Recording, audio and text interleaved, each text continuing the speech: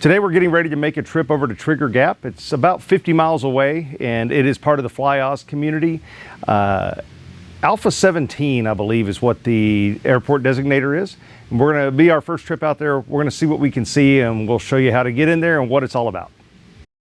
The airport is located on the Kansas City sectional, and because it is part of the FlyOz community, you can find information on the FlyOz website. And FlyOz is based out of Thadden Field in Bentonville, Arkansas. It's a great airport worth visiting. You can get all kinds of information about FlyOz, have lunch at their airfield, fuel up, and then make the approximately 30-mile trip over to Trigger Gap. You can also find information and a really good story about the airport over at the Recreational Aviation Foundation website. The RAF really helped do a lot of improvements, and they help maintain the airfield as well. In the chart supplement or in your favorite EFB, look up Berryville, Arkansas. Go down to the bottom of the listing, find Trigger Gap. You'll notice that the chart supplement says that the airfield is 3,000 by 75 sod.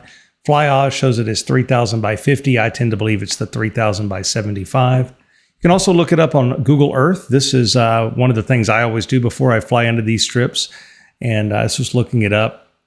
So the first time that I came in, I decided I was going to scope it out with a low approach. I'm coming in a Piper Saratoga, so a 6-seat airplane, 300 horsepower, 3,600 pounds maximum gross.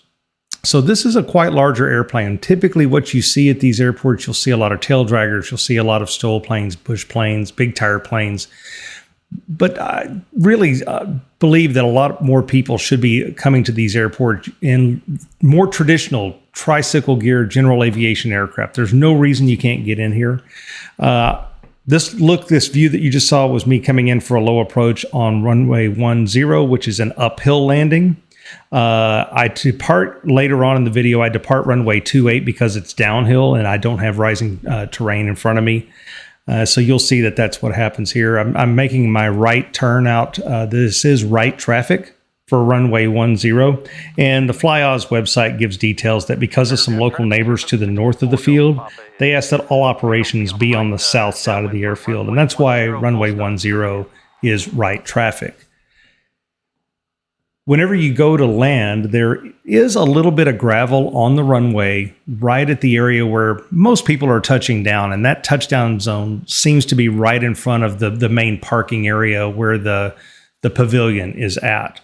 If you're concerned about gravel or those types of things, you can always extend your landing a little bit because it is a 3,000 foot long runway. There is more than enough distance to get a typical general aviation aircraft stopped.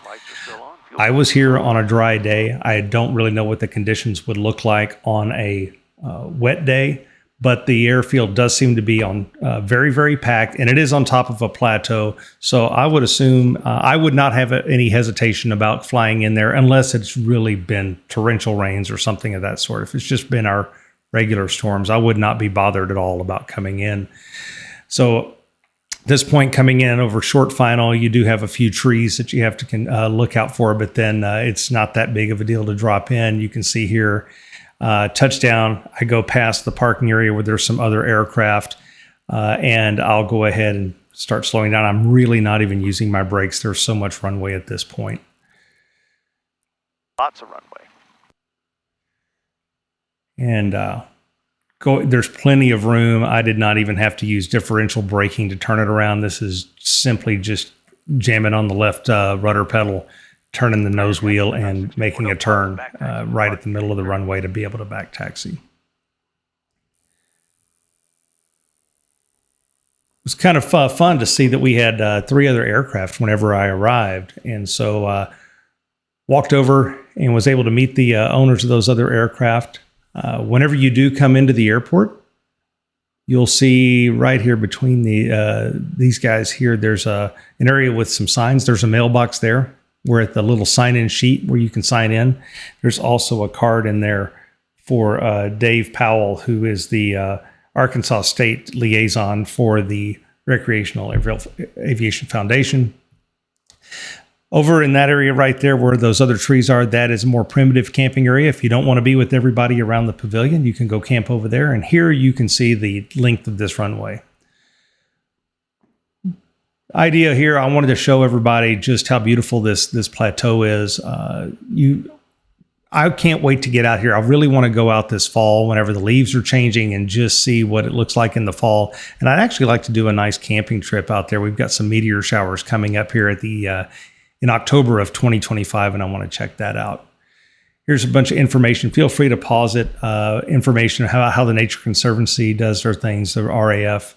And this is the Pavilion. If you want more information about this Pavilion, the RAF website has a really nice story. You'll also be able to find it on YouTube, and I'll put a link down in the bottom. This is set up wonderfully. There is a hook even in the fireplace. I need to go up there and take my Dutch oven and see if I can't make some biscuits or a cobbler in that fireplace. That would be awesome.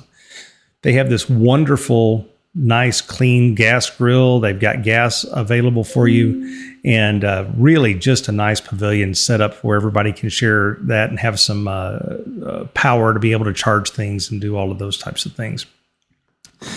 Was looking at some of these other aircraft that folks had, got to meet all of these people. You'll see them come up here a little bit more. It was just really a great experience, and really glad that we made it in on this particular day.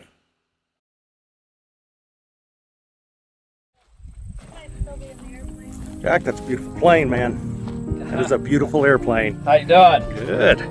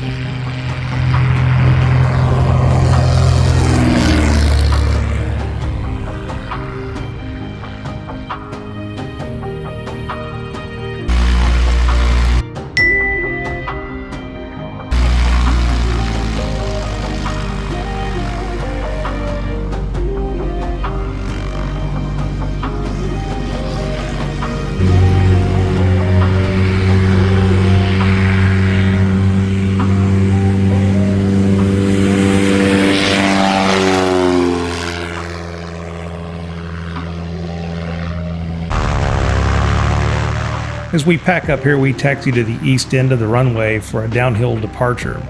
You'll notice that there was we hang to the left side of the runway a bit here. There was a little bit of exposed gravel, so we stuck to the left side where there was a little bit thicker grass, but the runway is 75 feet wide, so there's plenty of room.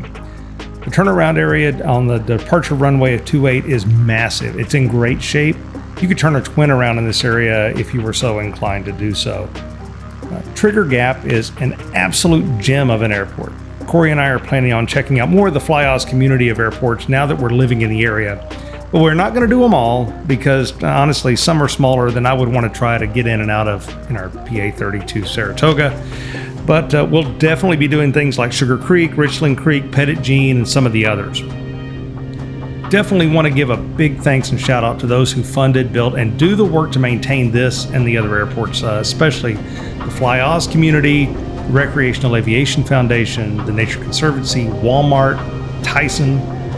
Thanks, because for all the work that you do, it's absolutely amazing to have something like this available to us. Finally, just ask that if you like this content, give us a like and a subscribe and maybe even a comment. This is a brand new channel, and as of today, we have 5 subscribers, and 2 of them are Coryee and I. Thank you so much. We hope you enjoyed this, and we look forward to talking to you all online.